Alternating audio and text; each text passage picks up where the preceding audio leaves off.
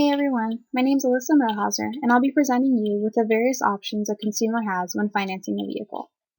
I think this presentation will be most beneficial if done from the perspective of a family. For the purpose of this analysis, I based it around my family and how our lifestyle and financial situations would affect the way that we finance a vehicle. I believe that we represent the typical American middle-class household, which is something a lot of people can relate to. In the past, my parents have always taken out a loan for each of our vehicles. My goal in this analysis is to decide whether they made the best possible choice when financing our vehicles. To begin, I'll give you some facts and assumptions about our lifestyle which could influence the decision that we would make when financing a car. Now, as I've said, I'll be basing this off my family, which consists of my mom, my dad, my two younger brothers, and myself. Now, technically, I don't live with my parents since I'm in college and I have my own place and I pay most of my own bills. But I do still partially depend on my parents, so I'm including myself in this analysis. Here I'm assuming that my parents have a fair credit score, which is defined as being around 550 to 650 as far as I know. Now, in all honesty, I have no idea what my parents' credit score is. It could be through the roof or it could be down in the toilet. But for the sake of preserving this middle class idea that I've perpetuated, I'll assume that they have a fair credit score. Now, credit score, as we all know, affects a person's ability to get a loan, and it also affects the interest rate that accompanies that loan. It's also assumed that the family will not use the new car to do any commuting. In my family, my two little brothers ride the bus to school. I have my own car that I use to commute. My mom uses our other vehicle to make her short commute to work, and my stepdad takes his motorcycle, since he has a long commute and he likes to save on gas. This is an important assumption, as mileage often plays a big factor in the terms of a lease. Most leases set a mileage limit, and if you go over that limit, they charge you. Now, as with most other middle-class families, we have other monthly bills that need to be taken care of, such as a mortgage, water bill, electricity, normal stuff that comes up. Now, this could affect how much my parents are willing to pay monthly for the car. It could also affect their discount rate. For the purpose of this analysis, my family is said to have a high discount rate. Discount rate is often referred to as the time value of money. It describes how much a person is willing to pay now versus how much they're willing to pay in the future.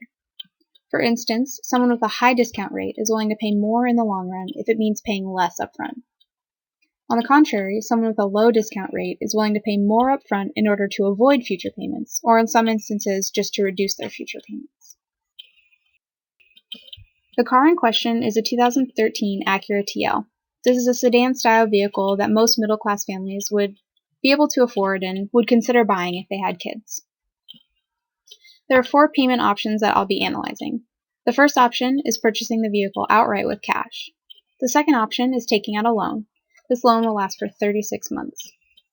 The last 2 options are 2 different leases which were taken from the Acura website, both of which last 36 months.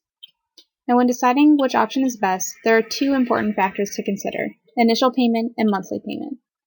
Now, let's take a look at each option with these factors in mind.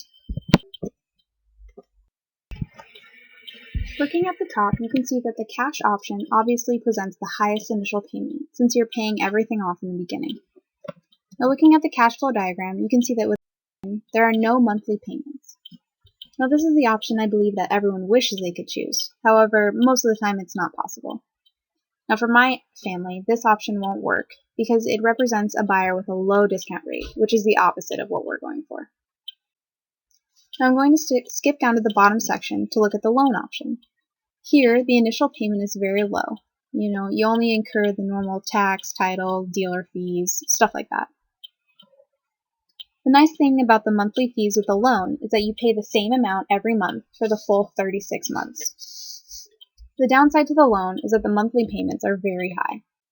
Out of the 4 financing options, you can see that a loan presents the highest monthly payments. Now, in a family like mine, where there are kids and bills and other things to take care of, monthly payments are a very important factor, possibly the most important factor. Now let's look at the lease options. Lease number 1 is a $2,000 down payment, plus all those pesky tax fees, dealer fees, stuff like that.